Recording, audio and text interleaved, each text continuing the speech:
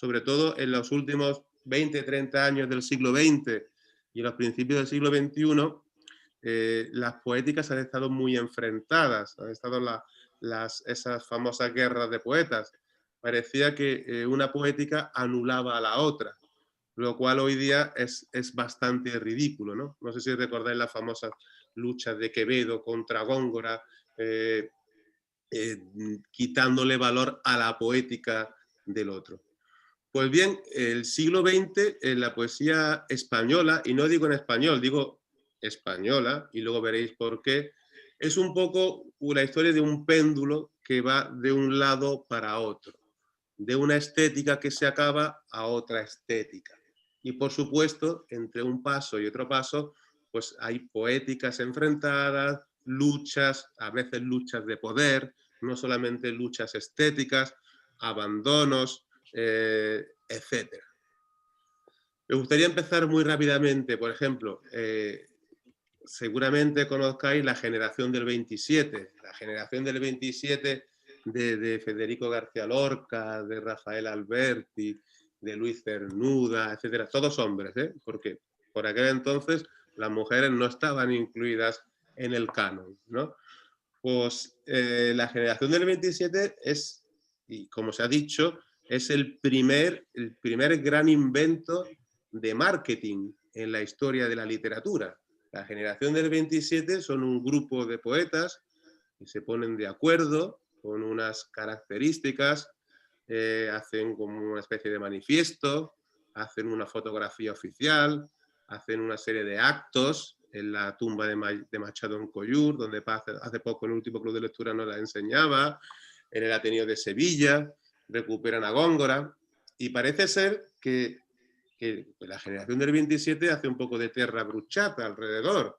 Los que no iban de esa onda, de ese palo, con esa estética, aunque dentro fuera muy diversa, quedaban un poco fuera. Eso ha pasado con los poetas posteriores. Por ejemplo, un Miguel Hernández, que es una de las grandes voces, uno de los grandes lenguajes de la poesía en español del siglo XX, pues se ha visto durante muchos años abatido en un segundo plano en cambio de otros poetas que sí salieron en la foto de la generación del 27, ¿no? O otros poetas sociales como Blas de Otero o demás, ¿no? Entonces, para que veáis, la generación del 27 supuso también el inicio del marketing en la literatura y en la promoción y en el mundo cultural español. Después de la generación del 27 vino el 36, la guerra y una bifurcación muy grande entre la poesía arraigada y la poesía desarraigada. Esto es un invento, unas etiquetas que se inventó el mismo Dámaso Alonso, otro integrante de la generación del 27, ¿no? Había una poesía más social y había otra poesía que huía un poco de la realidad que la guerra nos había dejado, ¿vale? Entonces digamos que hay como de la generación del 27, del surrealismo, a la vanguardia, a lo neopopular, se pasa a una poesía pues bastante realista, triste, que lleva toda la guerra detrás. Y después llegamos a la otra gran generación que hay en el siglo XX, después de la generación del 27, o por lo menos así la llaman, la otra gran generación, los poetas y los lectores que les interesa. Y en la generación del 50 tenemos dos grandes corrientes estilísticas. Tenemos, a lo mejor os suenan algunos poetas de la generación del 50, como Ángel González, Jaime Gil de Viedma, José Ángel Valente, Antonio Gamoneda, y uno de los más jóvenes que recientemente ha recibido el premio Cervantes, que es Francisco Brines. Que digamos que en la generación del 50 hay como dos concepciones, dos poéticas para entender la poesía. Una que es la comunicativa, la línea clara, la comunicación, y la otra que es que utilizan la poesía como comunicación, para comunicar algo. Que estaría pues Jaime Gil de Viedma, Ángel González, el grupo de Barcelona, aquí otro gran invento de marketing, ¿no? Carlos Barral, Costa Freda, lo llamaron el grupo de Barcelona. Y por otro lado, hay una poesía más densa, más complicada, con unas raíces más europeas, como que se llamaba la poesía del silencio o la poesía como conocimiento. Decían que la poesía servía para transmitir un conocimiento, ¿no? Entonces, antes de continuar, yo voy a leeros, voy a compartir mi pantalla y voy a compartir un par de poemas de estas tendencias para que veáis un poco el caldo de cultivo, ¿no? De dónde vienen los poetas del siglo XXI. Pues los poetas del siglo XXI en parte vienen de sus maestros. Y sus maestros, además de los lejanos, la generación del 27, los clásicos, también están basados en la generación del 50, ¿vale? Entonces voy a hacer así, voy a compartir mi pantalla. ¿La veis? ¿Se ve? Sí, sí. Pues a ver aquí. Y voy a poneros un poema, por ejemplo, de Ángel González. Ángel González es un poeta que ya falleció, asturiano. Es el maestro por ejemplo, de muchos de los poetas que durante los años 80 hacen la poesía de la experiencia, de la que hablaremos después, donde está pues, nuestro director Luis García Montero y otros más, poetas que tienen una concepción de la poesía como comunicación, con un lenguaje simple. Este poema tiene 3/4 de siglo, tiene 70 años aproximadamente. Y mirad un poco la simplicidad del poema, ¿no? Todo lo que tiene detrás. Dice, para que yo me llame Ángel González, para que mi ser pese sobre el suelo, fue necesario un ancho espacio y un largo tiempo. Hombres de todo mar y toda tierra, fértiles vientres de mujer y cuerpos y más cuerpos fundiéndose incesantes en otro cuerpo nuevo. Solsticios y equinoccios alumbraron con su cambiante luz su vario cielo, el viaje milenario de mi carne, trepando por los siglos y los huesos. De su pasaje lento y doloroso, de su huida hasta el fin, sobreviviendo naufragios, aferrándose al último suspiro de los muertos, yo no soy más que el resultado, el fruto, lo que queda podrido entre los restos. Esto que veis aquí, tan solo esto, un escombro tenaz que se resiste a su ruina, que lucha contra el viento, que avanza por caminos que no llevan a ningún sitio. El éxito de todos los fracasos, la enloquecida fuerza del desaliento. Como veis, es un poema, no es de los más claros, de los más simples, pero es bastante lineal, se entiende fácil, habla de, para que yo me llame Ángel González, para que yo sea un ser humano, ha tenido que pasar el tiempo, el espacio, la fecundación, las distintas generaciones de hombres. Además, digamos que es un poema bastante importante, conocido, el para que yo me llame Ángel González, lo que ha tenido que suceder para llegar al yo, para llegar a la existencia, ¿no? Esto digamos que es como un poco una representación de una línea comunicativa de la poesía de los años 50. Y por ejemplo, si nos vamos a la otra parte, a la poesía como conocimiento, donde tenemos, por ejemplo, Antonio Gamoneda, el poeta que ganó el Cervantes hace unos años y que es fue muy conocido, también está muy traducido en italiano, fue la portada de la revista Poesía. Mirad un poco este poema y fijad el peso que tiene, que se siente cuando se lee, ¿no? Más allá de la sombra. Veo la sombra en la sustancia roja del crepúsculo. Cierro los ojos y arden los límites. Puse agua y cinabrio en mi corazón y en mis venas, y vi la muerte más allá de la púrpura. Ahora mis ojos ven en el pasado, grandes flores inmóviles, madres atormentadas en sus hijos, líquenes fertilizados por la tristeza. Quizá el silencio dura más allá de sí mismo, y la existencia es solo un grito negro, un alarido ante la eternidad. El error pesa en nuestros párpados. Más allá de las cuestiones estéticas, fijaros un poco la diferencia entre el primer poema y el segundo, ¿no? El segundo el silencio dura más allá de sí mismo y la existencia es un grito negro, un alarido ante la eternidad, el error pesa los párpados pasados, ¿no? En comparación con la liviandad, lo ligero, lo fresco, que es un poema que dice, para que yo me llame Ángel González, etcétera, ¿no? Estas dos son dos líneas importantes de la poesía estéticas de la poesía del siglo XX, la poesía como comunicación y la poesía como conocimiento. Voy a leer un poema más de José Ángel Valente, de la poesía como conocimiento, que es el primero, es su primer poema que abre su obra completa, y fijaros que utiliza una serie de lenguajes, de palabras, que tienen mucho sentido porque están muy usadas en la literatura española, por Quevedo, por ejemplo, La ceniza, etcétera, por el siglo de oro, ¿no? Dice, cruzo un desierto y su secreta desolación sin nombre.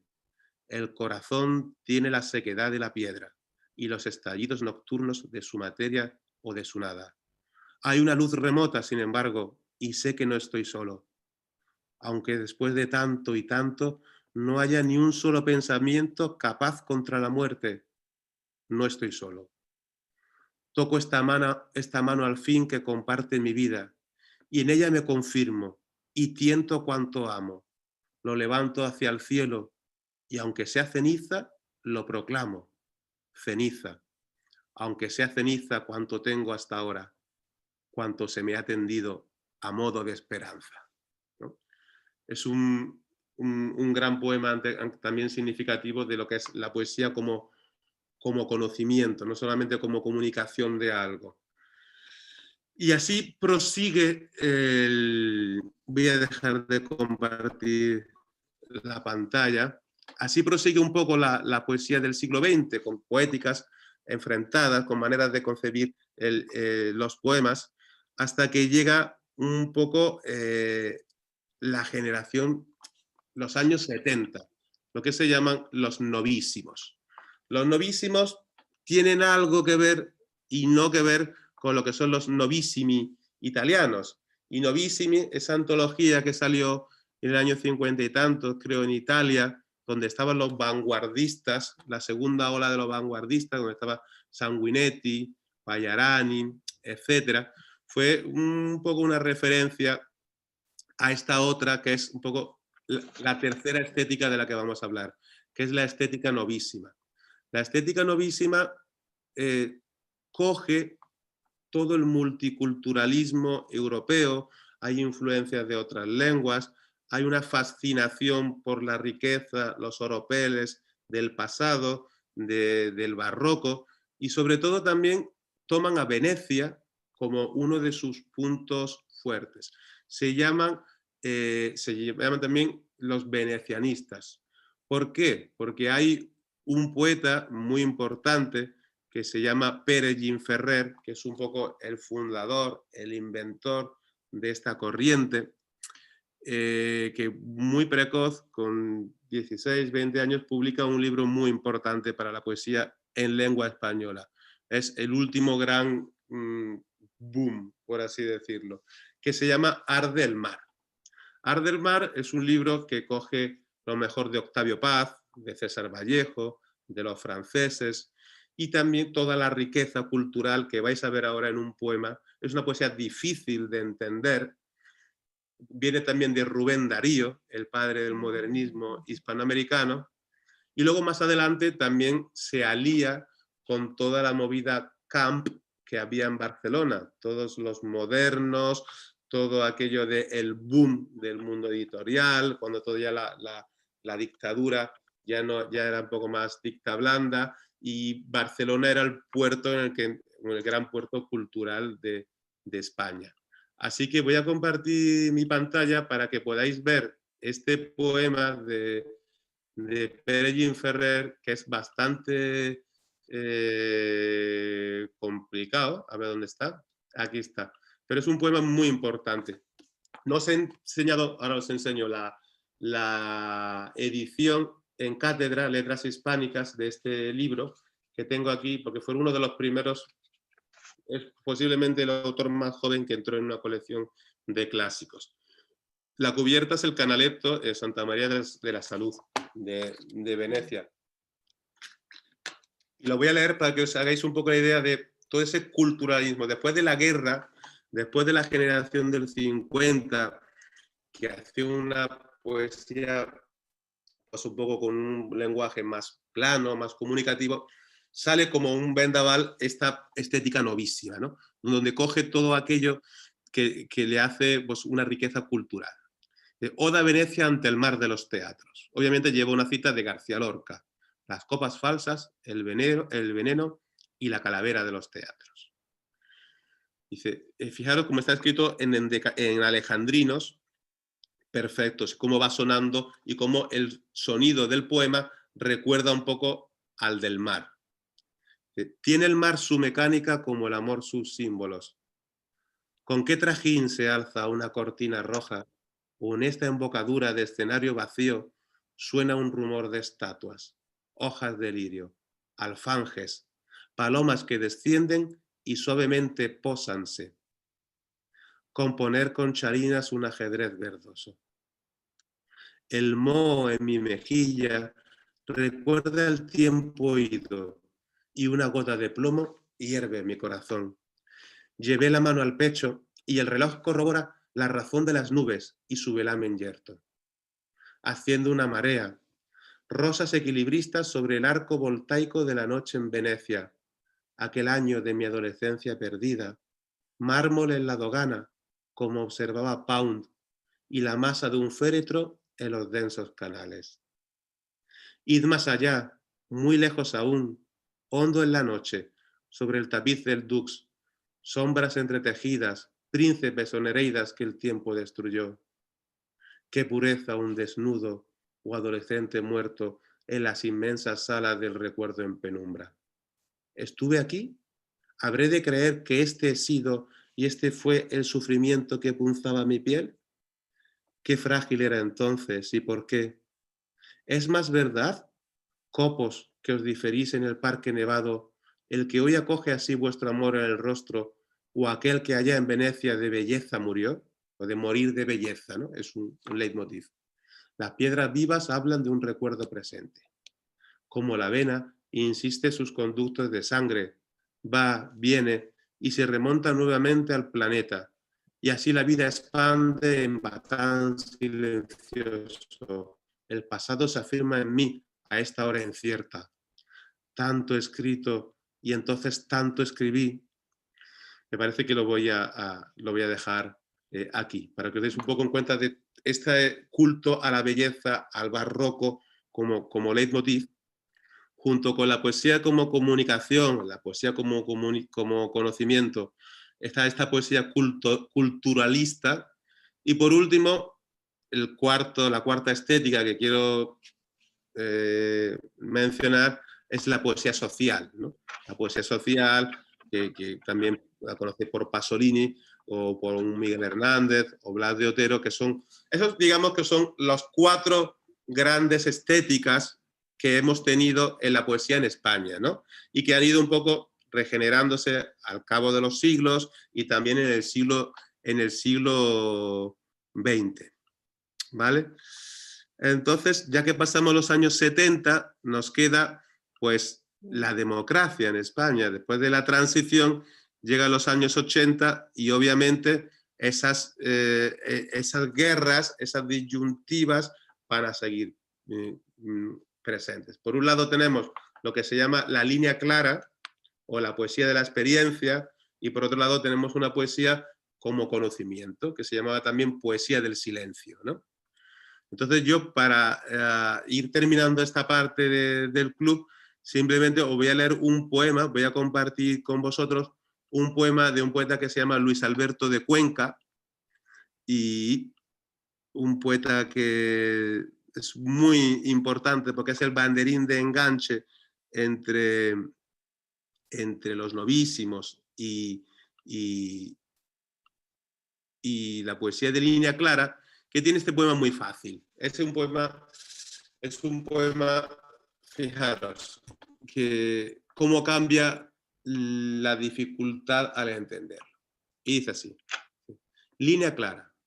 Dicen que hablamos claro y que la poesía no es comunicación, sino conocimiento, y que solo conoce quien renuncia a este mundo y a sus pompas y obras la amistad, la ternura, la decepción, el fraude, la alegría, el coraje, el humor y la fe, la lealtad, la envidia, la esperanza, el amor. Todo lo que no sea intelectual, abstruso, místico, filosófico y desde luego mínimo, silencioso y profundo. ¿Ves? Aquí contrapone las dos estéticas principales, la línea clara con la poesía del silencio, con lo filosófico, con lo místico, con lo intelectual. Dicen que hablamos claro y que nos repetimos de lo claro que hablamos. Y que la gente entiende nuestros versos, incluso la gente que gobierna, lo que trae consigo que tengamos acceso al poder y a sus premios y condecoraciones, ejerciendo un servil e injusto monopolio. Dicen y menudean sus fieras embestidas. Defiéndenos, Tintín, que nos atacan. Yo creo que es un poema bastante significativo para que veáis un poco cuál es el caldo de cultivo, cuál es el ambiente de la poesía en los últimos años en España, ¿no? Sabía también en los periódicos las descalificaciones de que eso no puede ser poesía porque no compartía mi poética, ¿no? Y es algo que ha estado siempre, es algo muy español, desde el siglo de oro hasta hoy día. Entonces, que yo con eso y con la otra parte, con la poesía como conocimiento, que tiene algunos representantes, que hay un montón de libros en la biblioteca, como Olvido García Valdés, o que Premio Nacional, o Chantal Maillard, Premio Nacional, o Jorge Richman, etcétera, ¿no? También está la poesía social, de la que no, por el momento no he puesto ningún poema. Entonces, esto es lo que tenían un poco los poetas durante el siglo XX. Entonces, la generación, yo la poesía del siglo XXI la he enfocado como los poetas que nacen en los años 70, que es un poco mi generación, ¿no? Por edad, aunque podrían ser otros, pero eso es un poco los que empiezan el siglo y ya tienen unos 20, 30 años, empiezan a publicar, porque en España se publica antes que en Italia. Digamos que los poetas tienen acceso a las editoriales buenas mucho antes. En Italia, para publicar en una editorial de poesía grande tienes que 40 o 50 años mínimo, cosa que en España no pasa, ¿no? Y entonces mi generación se encuentra con todo esto que yo os he contado antes, ¿no? Se encuentra con todo esto. Se encuentra que cosas absurdas, como que un poeta no puede ser bueno, si te gusta uno, no te puede gustar el otro, etcétera. Entonces se hace como una especie de barrido y incorporan una serie de cosas. Es cierto que sigue habiendo poetas que no, que les interesa la guerra, ¿no? Hay libros y en la biblioteca hay algunas antologías, como por ejemplo El Canon Abierto, la editorial Visor, en la que dice que no, que sigue habiendo unas tendencias enfrentadas. Porque claro, si hay guerra, yo sigo teniendo un lugar, ¿no? Que es lo que le interesa a muchos poetas. Otros poetas, ¿qué es lo que hacen durante, a finales de los años 90 o principios del siglo XXI? Pues en primer lugar, lo que hacen es incorporar, no sentirse poetas españoles, sino sentirse poetas en español. Entonces, la influencia de la literatura hispanoamericana, la lectura de la influencia hispanoamericana y la incorporación a las poéticas es brutal.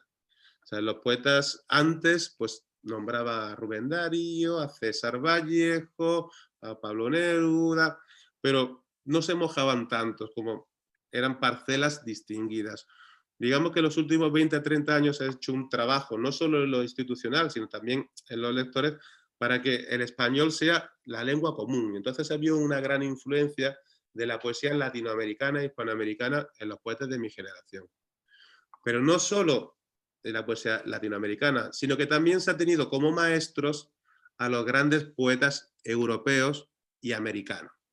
Por ejemplo, un Mark Strand, una Wisława Szymborska, Charles Simic, poetas muy publicados en Italia también, hacen parte de la poética. Y entonces el poeta parece que no se avergüenza de decir que sus referentes no son solamente los grandes del 27, sino que hay otros grandes que escriben en otras lenguas y que hacen parte de su tradición. Esto conlleva, obviamente, que el mundo editorial en España sea distinto al mundo editorial en Italia. Por ejemplo, la última premio Nobel, que no sé si habéis tenido conocimiento de la polémica que se ha montado en España, porque la premio Nobel, que solamente tiene un libro en Italia, un libro en Alemania, 0 libros en un país tan culto como Francia, pues en España tenía ya 7 libros traducidos, ¿no? Y era una autora que conocemos, yo tengo 3 libros aquí, ¿no? Que conocemos desde hace 15 años, por poner un ejemplo. Y ese premio Nobel, que ahora va a empezar a ser conocida en todo el mundo, pues digamos que los lectores españoles ya lo tenían incorporado en cierta manera, en su poética o en su visión.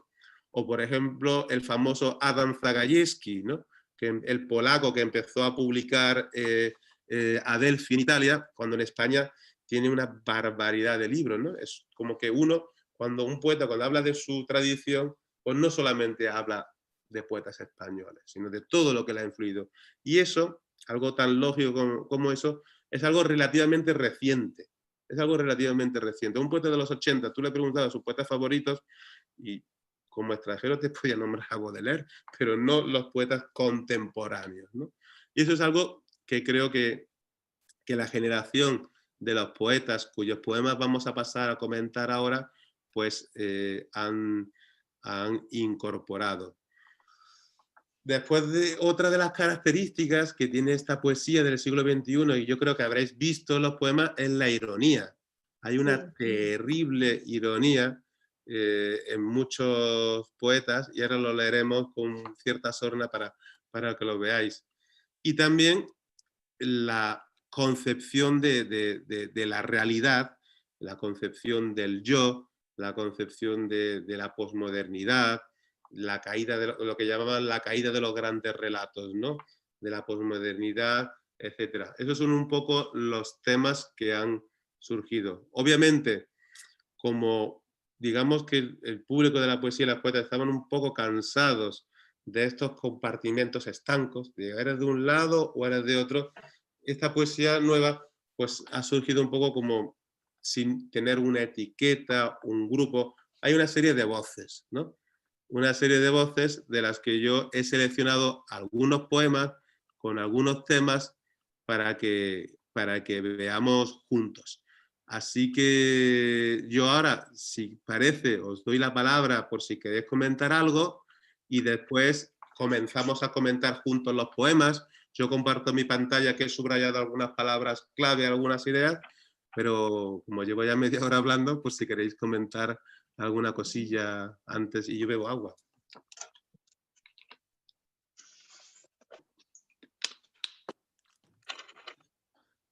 No, se os ha comido la lengua el gato, no queréis decir nada.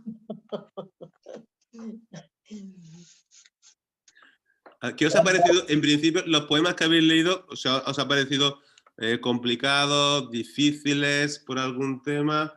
Depende. ¿No conseguíais entrar o no conseguís entrar? ¿Sabías de qué hablaban? ¿No sabíais de qué os hablaban? ¿Cuál ha sido así un poco el sentido general?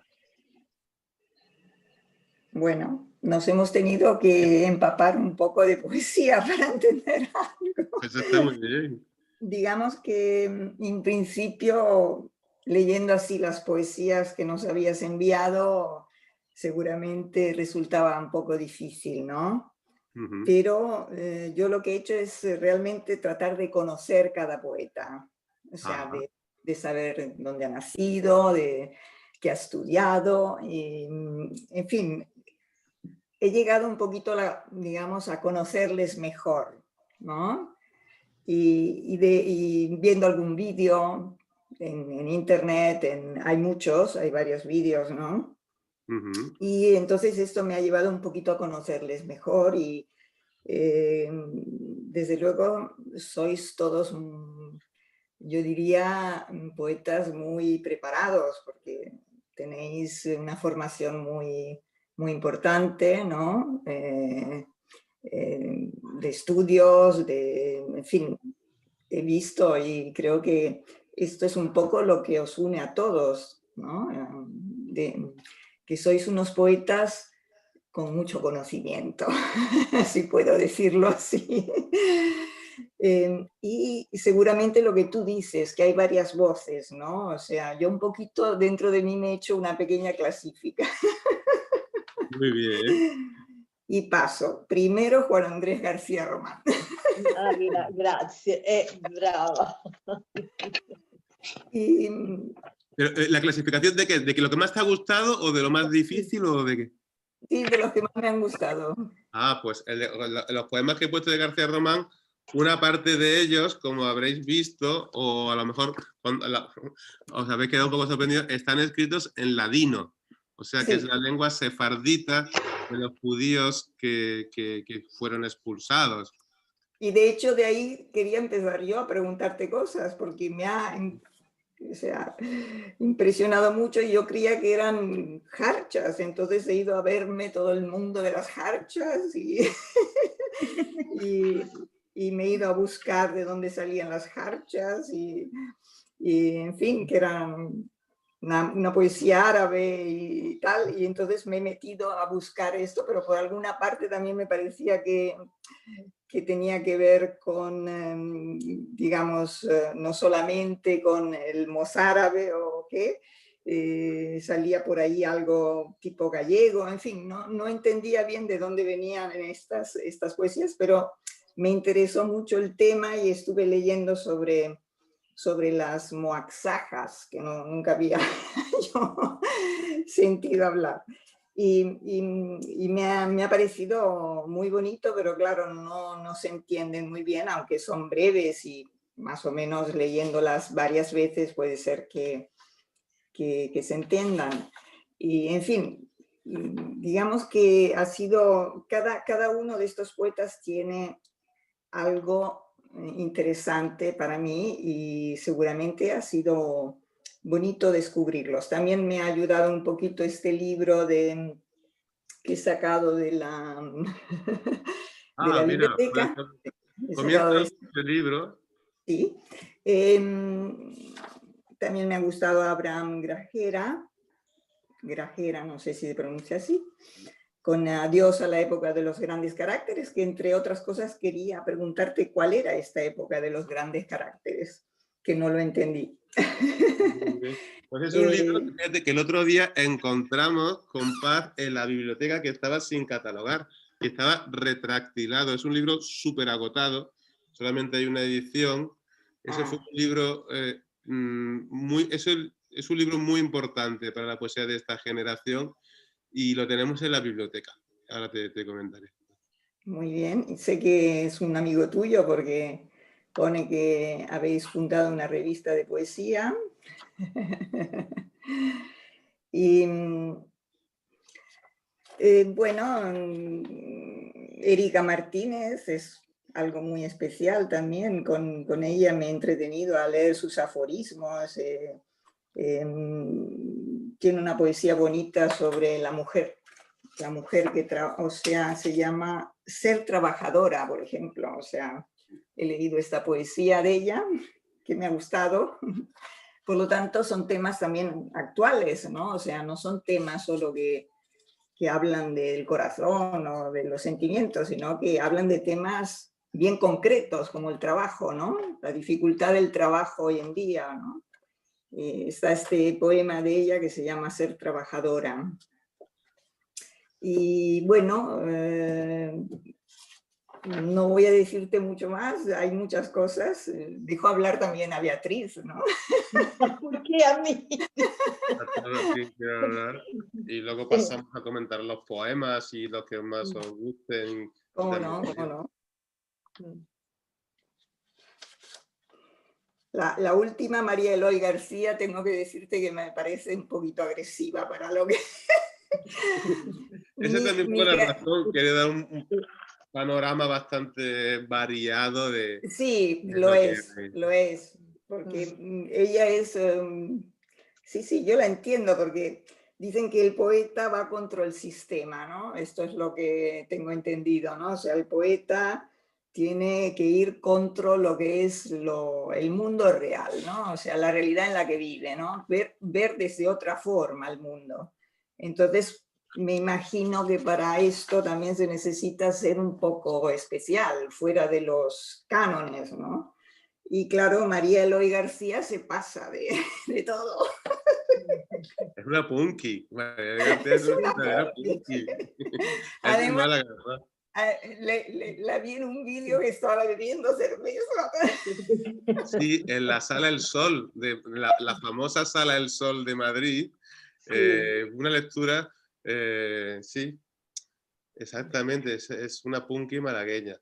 Es un poco también, y eso lo ponía como representación de la poesía en escena, de la poesía, la puesta en voz, ¿no? De que el poema, para sacar todo lo que tiene, muchas veces con la lectura no es suficiente, necesita como que sea pronunciado y algunas Sí, palabras, algunas sílabas, algunas, se le saca más. sí, Y eso además también ellas, Mariano Peirú en su poema, que habla de la denotación y la connotación, que es uno de los sí, temas importantes que veremos después. también los García, que nos mandaste estas poesías de Álvaro y David Leo García, ¿no? Sí, eso es Que tiene, un entretenimiento. el, el de pasapalabra, ¿no? Que le cogió el gusanillo de la rima. Exactamente, David Leo García ha sido una persona muy famosa en España porque ha sido la primera persona que ganó el Rosco en pasapalabra. Ganó 1 millón de euros en un programa de televisión. Vosotros, no sé si lo conocéis, Felipe o Paz, o Sí, conocéis la televisión española, o Silvio, sí, porque No, yo el programa sí, pero no, a él no lo conocía. pues esta es una persona que se ha aprendido el diccionario de memoria. Se lo ha aprendido de memoria y de hecho lo demostró. Él ya era conocido como poeta y luego para buscarse la vida se metió a hacer este programa y fue el primero que ganó 1 millón de euros, así era bastante conocido. Y entrando en una conversación con otro poeta de otra generación anterior, Álvaro García, que es también un periodista y traductor del inglés muy pero no conocido. son parientes, ¿no? No son No. parientes. Es muy simpática esta poesía que nos enviaste de ellos. Sí. A ver, ¿quién Me ha más se gustado. anima a comentar alguna impresión así? Y luego las pasamos a meter todas en la centrifugadora. ¿Nadie Yo he más? estudiado mucho, ¿eh? Se nota, ¿eh? Pues mira, si queréis ponemos los poemas en la pantalla, que es como tiene que ser, como decían los profesores, hay que tener el material delante. Y si quieres yo hago un rápido repaso de la lectura que he hecho esta mañana nuevamente y os comento hasta dónde llega. Mira, yo he puesto en verde como una especie de etiqueta de la poética del poeta, ¿no? A Abraham Grajera yo he puesto una mirada objetiva pero sentimental a la posmodernidad. Muchos poetas del siglo XXI están obsesionados con la posmodernidad, la pérdida de sentido de las cosas, del mundo, la caída de los grandes relatos, etcétera. Que uno de los primeros relatos en el mundo de la filosofía es la caída del muro de Berlín y demás. La época de los grandes caracteres es esa, es la posmodernidad, ¿no? Entonces, hay que ir como una especie de cambio de siglo, de milenio, ¿no? Que es algo que está ahí y latente, ¿no? Este es un poema, le digo, el libro está en la biblioteca. A lo mejor no es el más significativo, pero aquí hay una serie de características, de cosas, de cómo estos poetas se tratan con la realidad, ¿no? Como también Mariano Peirú, que muchas veces la ponen en cuestión de que aquello que se ve sea la realidad o sea solamente la única manera de entender las cosas. Dice, por ejemplo, el presente parece que no llega a suceder. Asienten prometeicos los objetos porque no son justificables, etcétera. Voy a pasar a este poema, a de Mariano Peirú, que, fijaros, esto es como una especie de poética, el discurso estético. Como sabéis, las palabras, según la teoría de Jacobson, están formadas por el significante y el significado. Sin embargo, él tiene este poema que voy a leer, que es bastante significativo de esta generación, que dice: significante sin significado, acto más acá de lo simbólico, metáfora sin tenor estable, palabra y punto, y más sentido en el punto que en la palabra. Otra manera de hablar de amor o distribuir la sal. Este libro se llama La sal. La desdeñada por esos superficiales para los que la belleza no es lo más importante. La belleza, un texto que no se deja leer. Aquí y aquí una línea exige cerrar los ojos, detenerse a mirar. Un viaje que se disfruta mediante la idea del retorno. Adiós a la supremacía de la denotación. O sea, adiós a la supremacía de la denotación, lo que viene a decir, como decía el otro poeta, adiós a la época de los grandes caracteres, que es la denotación y la connotación. La connotación es todo aquello que nos llega por los sentidos, por lo sensorial, por lo subjetivo.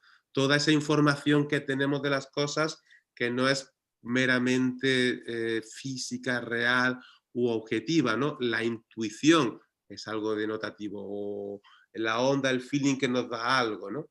Dice, adiós a la supremacía de la denotación. Vacío, nada más que el vacío de raíles que corren sin punto de llegada, puro origen, y se bifurcan en secreto y llegan sin saber si algo corre sobre ellos. Otra manera de ser exactos, ¿no? Eso es un poco lo que reivindica esta estética que llaman la poesía del fragmento, ¿no? La poesía del fragmento porque junta distintas ideas, justaponiéndolas en una especie de parataxis para crear una especie de realidad, ¿no? Inspirar con confianza y oxigenar el signo. Tu nombre, rostro invisible de tu rostro, te sobrevive y siempre vuelve otro, diferente de sí, trayendo días y raíles. Esa riqueza, la del olfato, hace justicia a lo único que admite ser mirado. El leve, fértil movimiento de lo que permanece.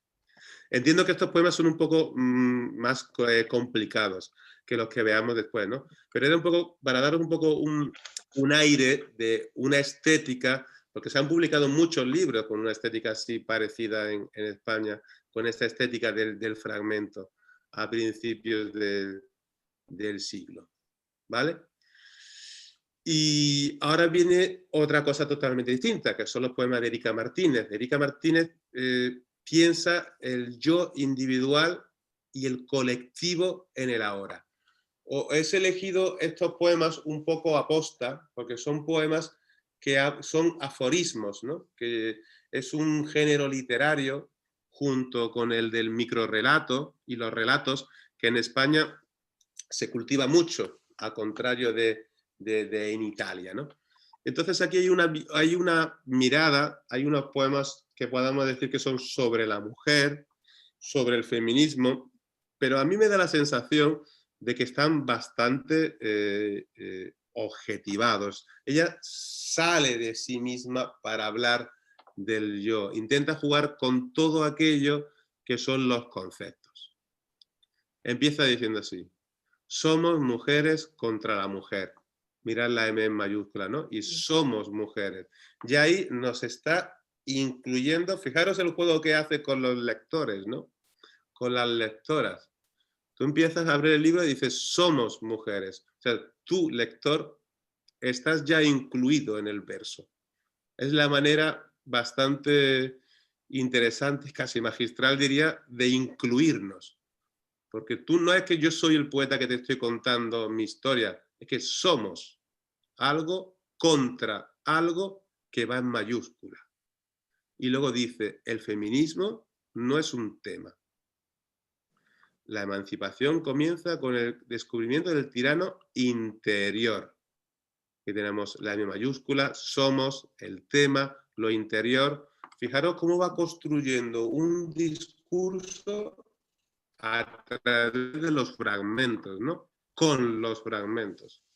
Nos han privado de tantas cosas que necesitamos recuperarlas, aunque solo sea para descubrir que nunca fueron nuestras. No somos lo que nos quitan, sino a quienes les han quitado. Fijaros que aquí cuando se refiere a ellos, a ellas, no utiliza un plural, perdón, no utiliza un femenino, no utiliza un sustantivo, utiliza un quiénes. No somos los que nos quitan, sino a quienes les han quitado. Aquí está haciendo referencia a todas las mujeres que no están incluidas en la historia de la literatura, que no hay ni una en la generación del 27, todas las abuelas, todas las madres, toda la gente que han sido maltratadas en España. No somos los que nos quitan, sino a quienes les han quitado. Para poder escribir hay que sentirse poderoso, dice el escritor. Hay una respuesta. Entonces, yo ahora continúo con el discurso y me considero escritor y doy respuestas. Los hombres no se maquillan porque ya se les ve. Fijaros las palabras que yo he subrayado como claves, ¿no? Tema, interior, quién es, poderoso, respuesta, porque. ¿Cómo organiza una frase tan breve, un aforismo?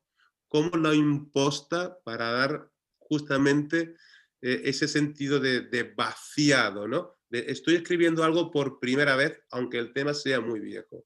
El victimismo es una forma de sumisión. En cada objeto, un ser, nunca al contrario. Objeto, ser. Para zafarse de su soga, cada mujer necesita emprender un viaje de ida y vuelta.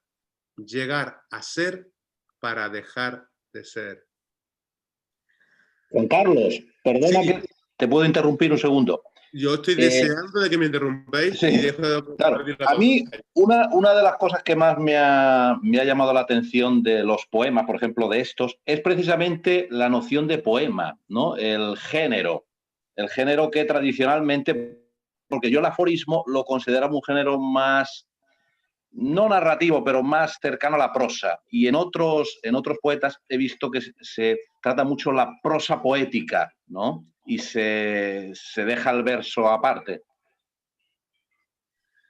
Sí, yo creo que lo de pensar y repensar qué es la poesía, qué es lo poético, es lo que le toca a todas las generaciones, ¿no? Entonces, una generación como esta, de principios de siglo, que viene con un bagaje, como os he explicado, de tantos confrontamientos, tantas confrontaciones, tantas guerras, se tiene que inventar un poco de nuevo, ex novo, ¿no? Con la poesía hispanoamericana, con la poesía en otra lengua, con las mezclas que hace, por ejemplo, con inventar un lenguaje nuevo, como hace García Román, por ejemplo, ¿no?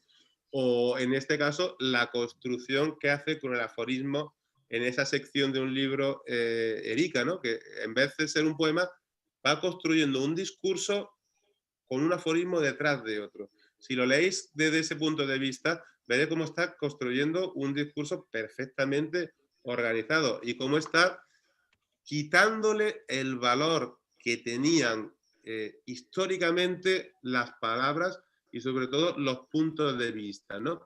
Ella habla como mujer y lo primero que te dice, es que a mí me parece alucinante, cuando empieza dice, somos mujeres contra la mujer. O sea, se está cogiendo el lector, tú acabas de abrir el libro y tenemos un lector, y tenemos que el poeta te está diciendo somos.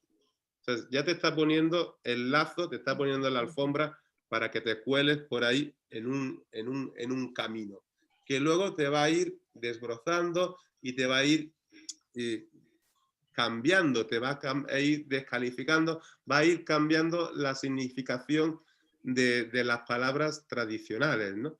El aforismo es un género precioso, y hay muchas maneras, muchas estéticas de probarlo, de usarlo. Por ejemplo, sigo leyendo, aunque no lo veáis, dice, el victimismo es una forma... pensar el feminismo también desde los grandes patriarcas. Para reconocer a mi padre, no soy hija de su yugo, sino de su delicadeza. Y después empieza ya a tratar otros temas como la delicadeza, el aborto, penetración, etcétera, que son un poco más, vamos a decir, eróticos, sentimentales, subjetivos. ¿Queréis comentar algo más de Erika o de esta autora? Hay un poema muy importante, fijaros, yo os he traído el poema de Ángel González, el de para que yo me llame Ángel González, ha hecho falta que pasara esto, esto y esto en el pasado. Sí, justamente lo he traído para relacionarlo con el último poema de Erika Martínez, con La casa encima, ¿no? Que dice, no sé si dice, lo voy a leer rápidamente. De tantos siglos removiendo esta tierra que atravesó el ganado y alimentó el ganado y a los hombres que regaron esta tierra con el curso negro de su sangre. La sangre cambia de color cuando sale del cuerpo. Tantos siglos alineando ladrillos, aquí hubo un establo sobre el que se construyó una iglesia, sobre la que se construyó una fábrica, sobre la que se construyó un cementerio, sobre el que se construyó un edificio de protección oficial. Mirad aquí la contemporaneidad de este poema. Tantas mujeres fregando sus baldosas, pariendo en sus baldosas, escondiendo la mierda debajo de las baldosas, que pisaron sus hijos ebrios y sus sobrios maridos, que trabajaron y fornicaron por el bien de un país en el que no creían. Tantos siglos para que yo, miembro de una generación prescindible, pierda la fe en la emancipación, mire el techo de mi dormitorio y se me venga la casa encima, ¿no? Tiene un eco al poema de Ángel González, ¿no? Como que habla de los antepasados, pero desde un punto de vista también cívico, ¿no? Civil, no solamente humano, generacional, sino también de la Casa de Protección Oficial, mi generación, etcétera, etcétera, etcétera, ¿no?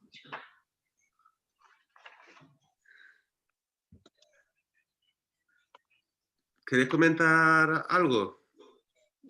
Yo más que comentar quería decir que me he apuntado muchos aforismos de ella, por ejemplo ese que dice, los hijos caminan hacia nosotros alejándose, ¿no? Dice, que son, como decía antes Cristina, se ve que son todos estos poetas muy, muy profundos, te transmiten muchas ideas, muchas cosas, sentimientos, muchas cosas muy lindas, ¿no? Sí, yo creo que esta generación, en parte, lo que ha hecho ha sido coger toda la tradición de la literatura sin dejar nada fuera, ¿no? Como antes, si tú tenías una estética vanguardista, pues no podías hacer un soneto. Si tenías una cosa, no podías meter otra. Yo creo que esta generación, como lo que ha supuesto también la posmodernidad y la globalización ha significado que podamos o que pudiéramos coger un avión por 30 euros e irte a 3.000 kilómetros Claro. y volver en el día o a través de una pantalla ver una serie de cosas, ¿no? Digamos que eso que ha sucedido en el mundo, en la globalización, es una consecuencia de hasta dónde ha llegado el ser humano, y también los poetas lo han incluido en la poesía, ¿no? Claro. Y bueno, yo que soy otra generación, es claro que me emocionaba mucho con Antonio Machado, Rubén Darío, que estudiábamos en la escuela, García Lorca, uno de mis preferidos, porque por los temas, por la política y todo. Y así que para mí es un poco difícil entrar en este mundo nuevo, pero si uno no va a buscar siempre de entender el significado, da muchas emociones, ¿no? La sorpresa, la ironía, encuentra muchísimas cosas en estas poesías. Exactamente. Por ejemplo, un poema, el poema de Juan Andrés García Román, La primavera de la zarza, no sé si lo tenéis Sí. por ahí, me parece como un poema de amor, de pérdida, maravilloso, ¿no? Es el primer poema de un libro que ya inencontrable que se llama La adoración. Juan Andrés García Román irrumpió en la poesía a finales de los 90, principios del siglo XXI, con un libro que se llamaba El fósforo astillado, que está traducido una parte en italiano, ganó el premio Ciampi, lo que hacía él es un poeta muy posmoderno por lo siguiente, porque hay una mezcla de lenguajes, de estructuras, hay como una especie, el libro es como si fuera el ensayo general de una obra de teatro. Hay personajes por aquí, por allá, hablando, haciendo monólogos. Está el suggeritore, que es el apuntador, que tiene unos poemas pequeños, breves, a pie de página, ¿no? Entonces digamos que hizo como una vuelta, una apuesta estética muy, muy importante, que fue muy bien recibida. Y el siguiente libro, La Adoración, es un libro parecido a los libros infantiles, estos de aventuras en prosa, épico, donde lo único que cuenta es pues un desamor, la pérdida de un amor. Por eso el libro se llama La Adoración. Y es un libro muy difícil de encontrar, está descatalogado, pero en esa antología Poesía Fantástica hay algunos poemas, ¿no? Entonces, os quiero leer este poema para que veáis el lenguaje que utiliza, la carga alegórica y fantástica que utiliza para tratar un tema que nos pasa a todos, ¿no? Como puede ser el amor o el desamor, ¿no? Dice, un día te perdí y quise extinguirme junto a los animales grandes que eran tu alma cuando se la miraba con una linterna. Pues contigo era así. Algo podía ser torpe o inane, pero en torno a las cosas que veías crecía una hiedra buena y protectora. Tú eras tu cuerpo y amabas en él, dando mundo para ser, agua para germinar, porque tu jardín no está si no lo miras o si es abstracto. Pero si los geranios daban melocotones por el puro terciopelo del tacto o el rosal frutecía un corazón, eso no era para ti una operación. Las cosas florecían, ¿cómo decirlo? Florecían sumergidas en sus propios colores. La emoción, como zarza de Moisés, las hacía bullir en su creación, dentro de sus contornos inocentes, incesantes, la fórmula concreta de todas las infancias. Así tu bondad hacía correr al Ganges por las escaleras de los rascacielos. ¿Y qué más da que el 100 pies tuviera 99 pies? Tú te subías a Cucurumbillo a tu alma y lo llamarías por su nombre, exactamente igual al latido que en ti encontraba mundo, el hueco exacto para no ser algo solo. Y eso es lo que he sabido ahora que no estás. Eso es lo que he sabido y eso repito, para que todos los seres torpes de este mundo y miserables se amasen en un llanto y vuelvan a ser tú. Como aquí, al igual que en los otros poemas que buscaba en ladino o en poesía fantástica, el poeta lo que le queda es como buscar lo imposible, ¿no? Lo perdido, un mundo, un paraíso, algo inencontrable. Está intentando crear con la poesía algo que la realidad no puede dar, ¿no? Esa es una de las características que tienen pocos poetas de esta generación, ¿no? Pero de uno de ellos es García Román, ¿no? Por ejemplo. Y si no queréis comentar nada más, yo comentaría dos poemas brevemente, o tres, y os dejo nuevamente la palabra. Uno de los temas, por ejemplo, que está presente siempre es la ironía, ¿no? La ironía es algo muy posmoderno, ¿no?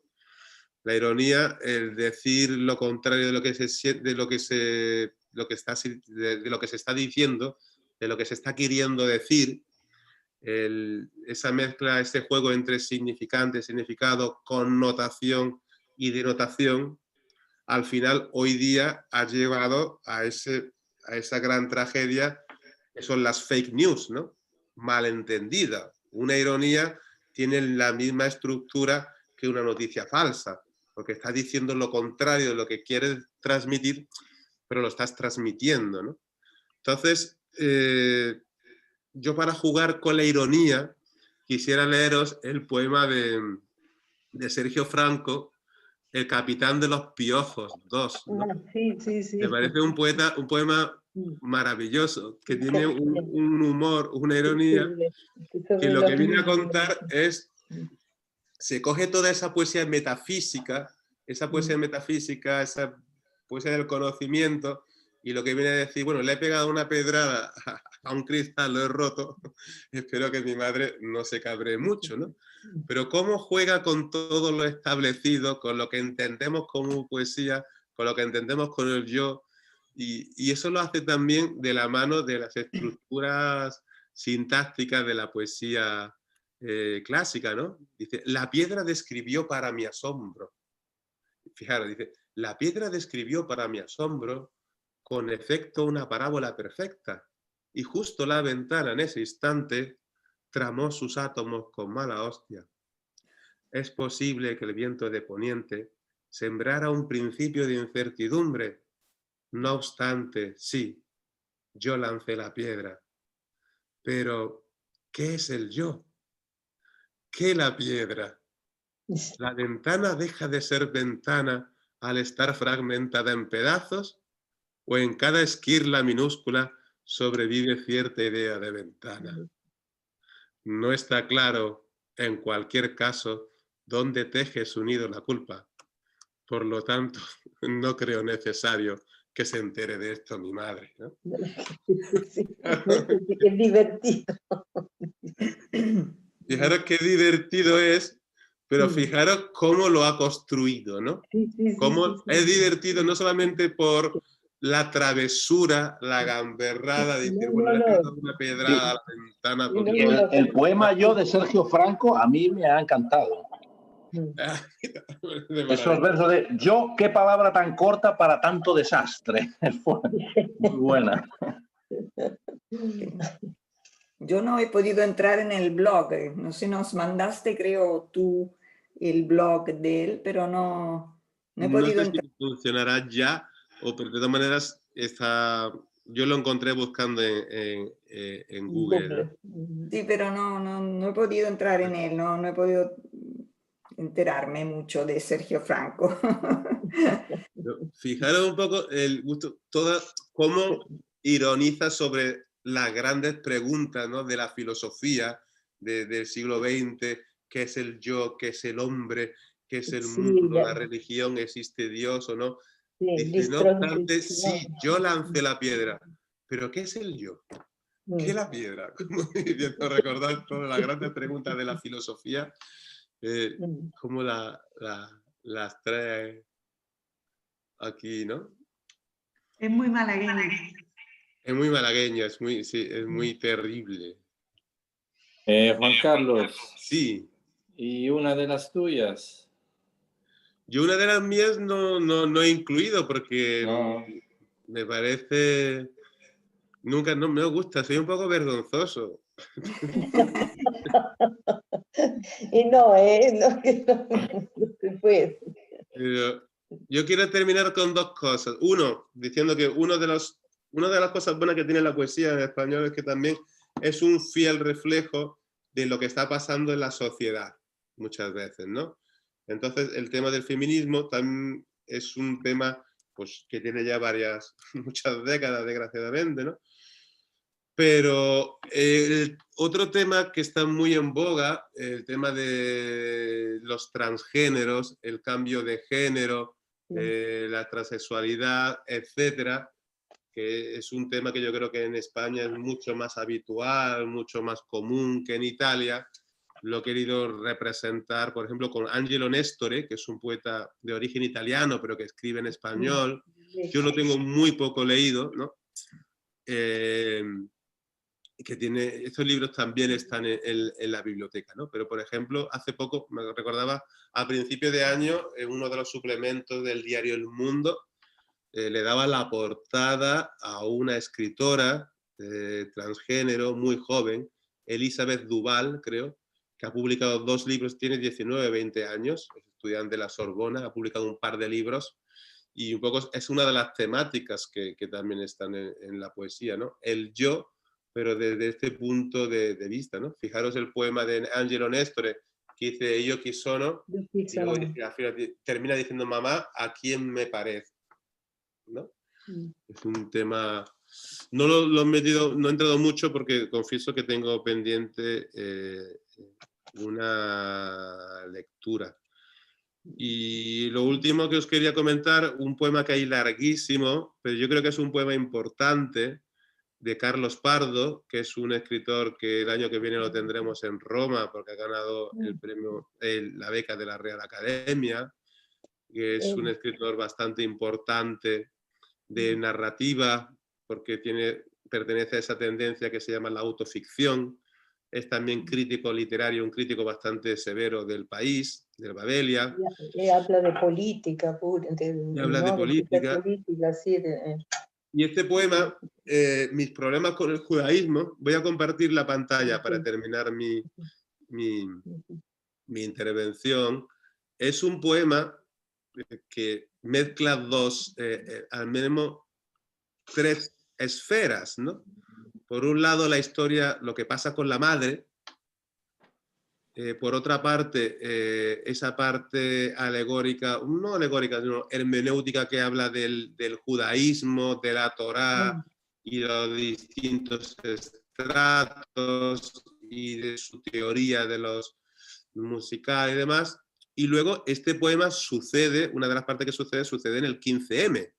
El 15M, esa manifestación, ese movimiento que hubo en España, ahora unos 10 años, que comenzó con acampadas en la Puerta del Sol y que dio lugar a un partido político, a Podemos, que posteriormente ha ingresado incluso a la presidencia del gobierno junto con el PSOE, pues esos días de acampada y tal están reflejados en este poema. Es un poema complicado, pero creo que es un poema muy interesante y que yo os animo que leáis con más tiempo más adelante, ¿no? He empezado diciendo, mi apellido significa paraíso, pardés, puerto o vergel, pero también los 4 niveles de escritura, peshat, remés, derash y sod. Un paraíso del color de la espiga bajo nubes de Tetatá. Y luego cambia de registro y dice, la mañana del día de la revolución veníamos de casa de mi madre. El día de la revolución es el día de la acampada del 15M, ¿no? Y luego cuenta toda la historia de la madre, que estaba en el suelo, que se había caído y demás. Dice, había fútbol, además de revolución, aparcamos el coche en la zona azul del ayuntamiento y dice, yo conocía a 2 o 3, pero no saludé porque eran filósofos de metarrelato. Cómo se organiza una asamblea, cómo se construye el relato de una asamblea, qué le falla al relato de una asamblea, un gordito me daba la razón, y etcétera, ¿no? Entonces, a mí esto siempre me ha recordado, no sé si recordáis esa película de Nanni Moretti en la que hay una comuna, se reúnen, creo que estaba el colegio ocupado, y llega un personaje y se pone a dar órdenes a los demás, ¿no? A decirle lo que tenía que hacer, lo que no tenía que hacer, ¿no? Pues de cierta manera, este poema reconstruye desde dentro un momento histórico importante de la España reciente, ¿no? Las acampadas del 15M en la Puerta del Sol, el manifiesto que salió después, cómo se construyó ese manifiesto, los dimes y diretes, etcétera, ¿no? Dice, tiene el dichoso manifiesto de 5 puntos. 4 días después no es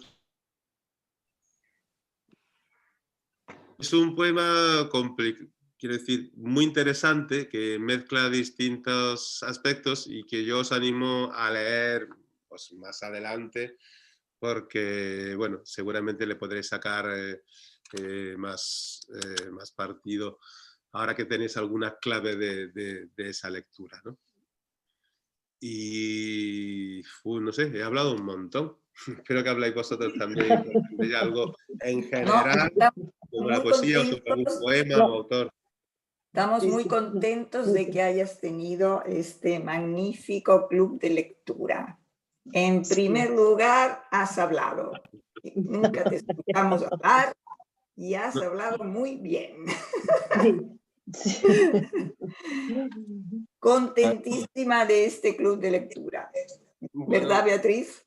Sí, tú, digamos, yo tengo que agradecerte a ti porque interminables telefonadas, me pasó vídeo y empecé yo también, comparto todo lo que dijo al principio y aprendí también, entré en un mundo que la verdad que no conocía y me gustó mucho y me gustó mucho la introducción de hoy, de todo lo que, cómo se formó todo este grupo, de dónde viene, los padres de todos estos chicos, ¿no? Me gustó muchísimo, muchas gracias.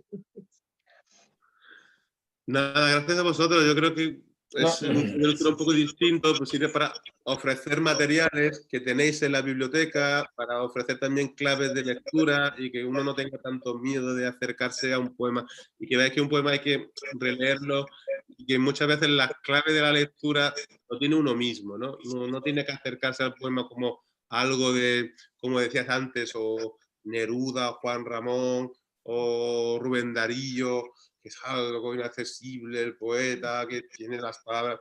Ahora nos habla más de cosas que pasan y también de, no sé, de la construcción de la realidad, del mundo en el que estamos y demás. Yo quería decir solamente que me ha gustado mucho que hayas hablado tanto, porque yo opino que la poesía es más difícil que la prosa y necesita un guía, alguien que te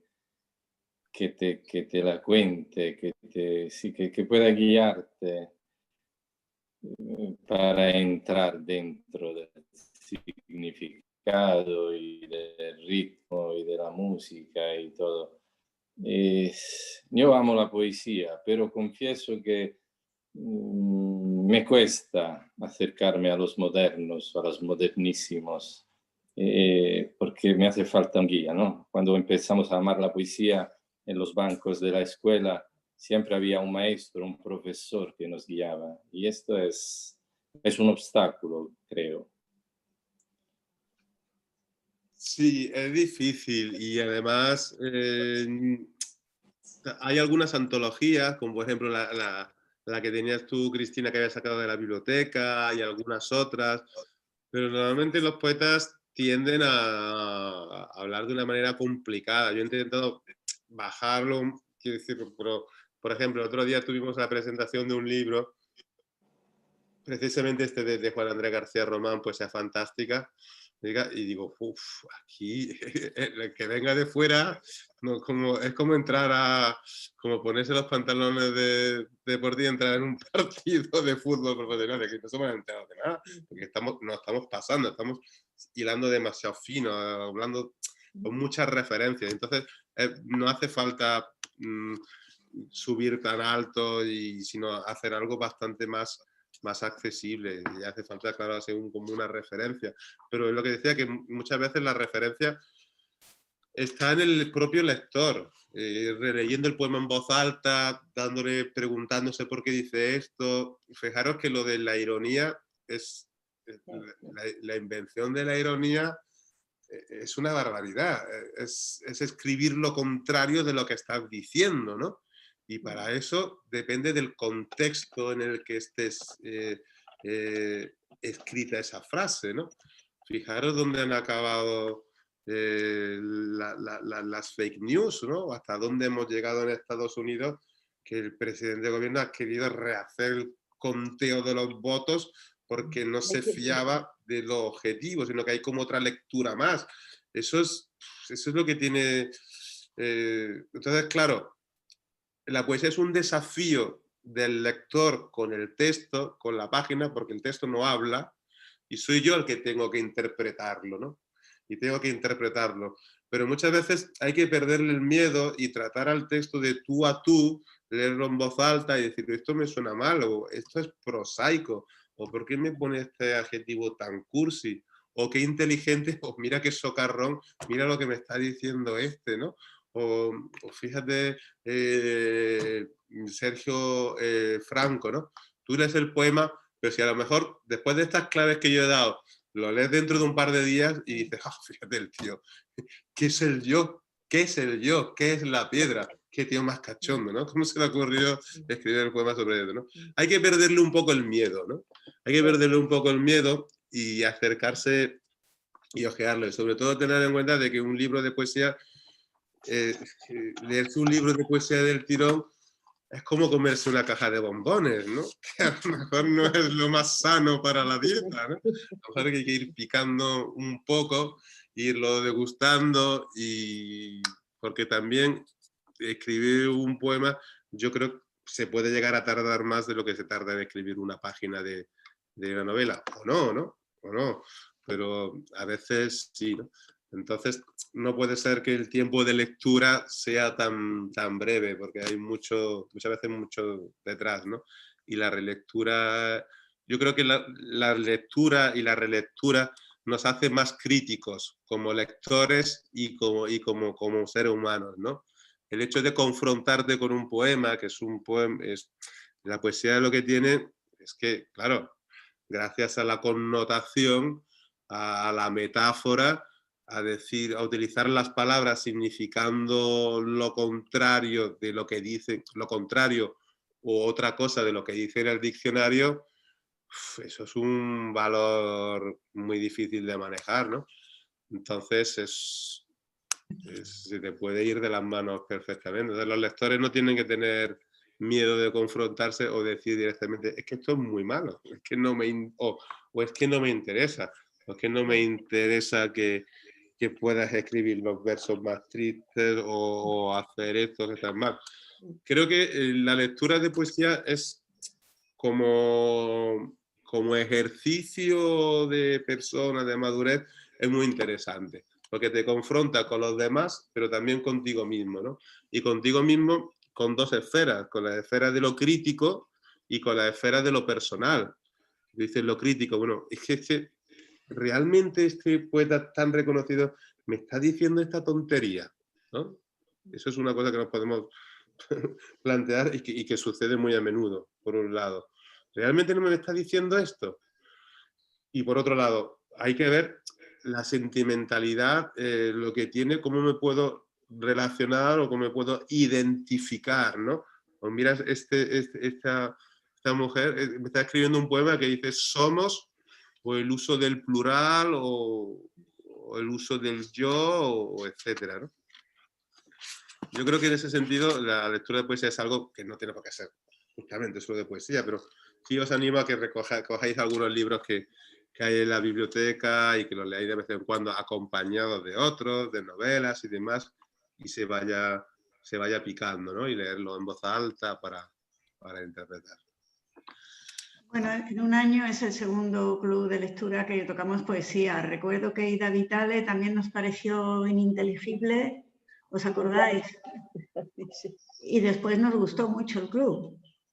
Claro. Es cuestión pues eso, de desafiarse a uno mismo un poco y meterse en otro terreno, ¿no? Y bueno, pues eso.